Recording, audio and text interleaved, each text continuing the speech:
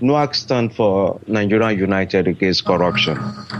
And our vision is to educate and enlighten Nigeria about corruption and related problems. A lot of you may not be aware that every single problem Nigeria is facing is linked to corruption. If you look at the healthcare, it's linked to corruption. If you look at employment, it's linked to corruption. If you look at the military, it's linked to corruption. If you look at Boko Haram, it's partially linked to corruption. And that is a problem. And NUAC, in this forthcoming election, wants to engage with Nigerians. NUAC doesn't support any political party or candidate, but we want people to be aware of their rights, to be aware of their responsibilities and civic duties. We want Nigerians to fully participate in that politics. But nevertheless, we want Nigerians to be asking every single aspirant for that position. We want them to be asking those questions. What can you do for me? Why should I cast my vote for you? What does my vote mean to you?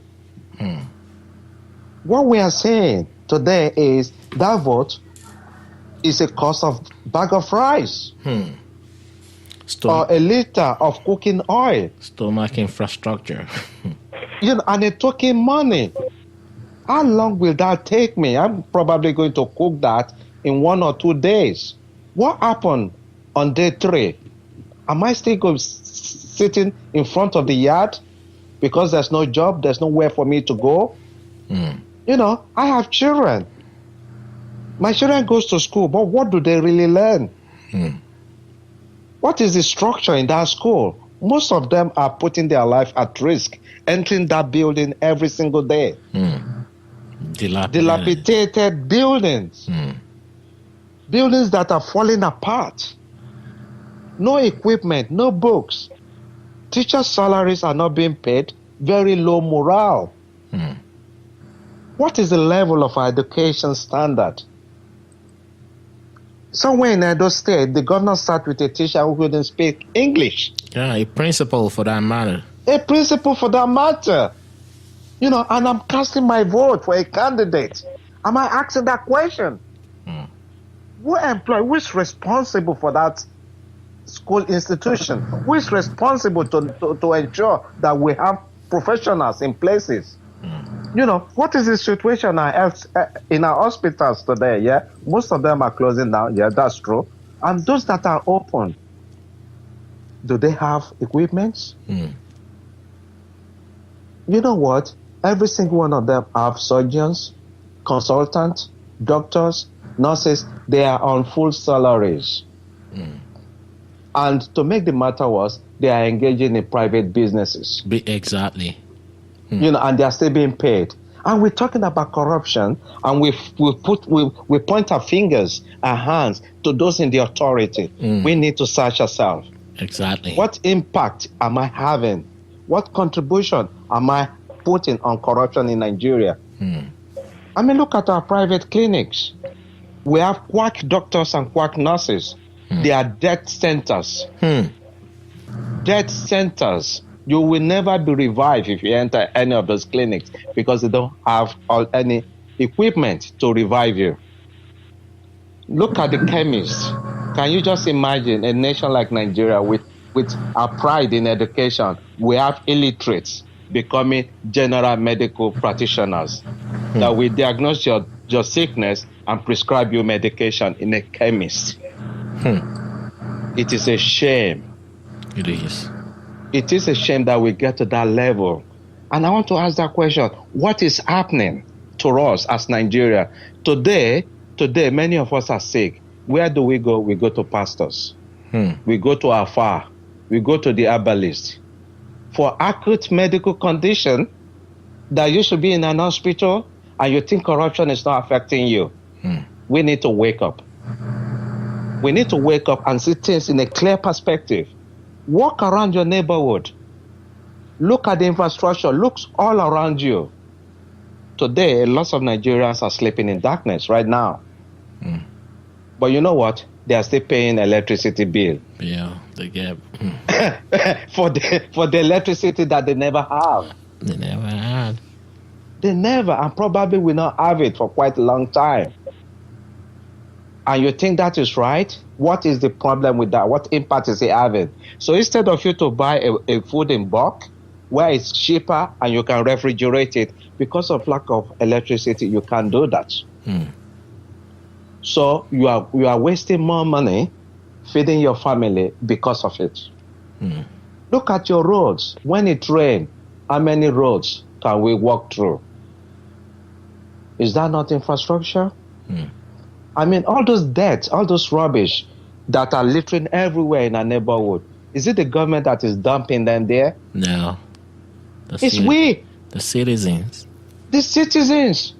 And then when we have mosquitoes littering all about, and we have cholera, we have malaria, who's going to get sick? The government. We must be having a laugh because most of them don't live in Nigeria anyway. And their children are not there to be sick. And when they're sick, they have money to cure themselves. They will not go to the chemist. We need to start opening our eyes. And we need, if we're asking for accounts from our leaders, we need to be questioning ourselves. Am I involved? How many people are working in the ministry, in the civil service, and goes there and do their 7 hours a day? They are paid. It's not free. Well, sometimes they are not paid right in time, but they're still paid. They get paid. They get paid. So are you delivering your side? So before we start pointing, I want us as community, as Nigerians, to look inward and say, do I really want to build my country? Do I want my child to live in a progressive state? Do I want Nigeria to be developed? In this, we spoke about Dr. Doyin Okunkpe. He's a Nigerian. He's not a foreigner. You know, and these are the people that are bringing setback to Nigeria. As a gate man in a bank, will be asking me money before I park my car. You know, in a space that is dedicated for me to park the car there as a customer. But I have to bribe him before I could park that car there. Should that be the case? Those are the issues we have as Nigerians. And I'm saying this very election, let's try and turn a page. Let's put ourselves on the map before the candidate. When the candidate comes to you, ask the candidate, what can you do for me? Check his record. If he has never contested before, check his private life record. He's known in the community. You will know the integrity of the person you are voting for. It's so unfortunate that nothing is based any longer on integrity, rather is based on financial status. Money doesn't solve problem.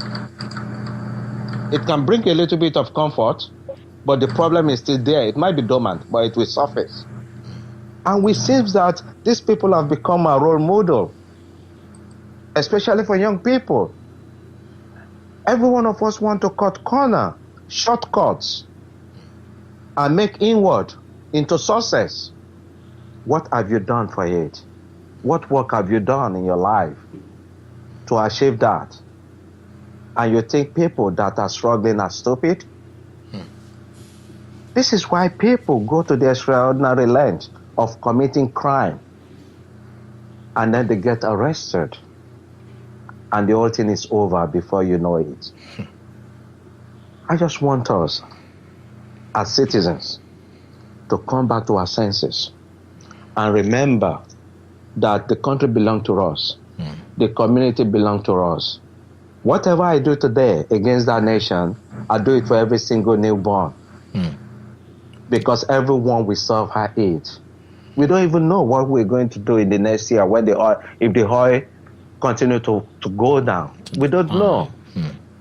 We don't know whether in 2 years we are going to be fed by United Nations. The situation is so precarious that it seems that we don't know the gravity of the situation. We don't. We don't, unfortunately. We think it's going to be rosy. It's not. It's not. And I just want fellow Nigerians to understand that it is bad, but together, as a one people, one country, we can combat it and come back together. It's going to be hard, difficult, but we can make it. Yeah.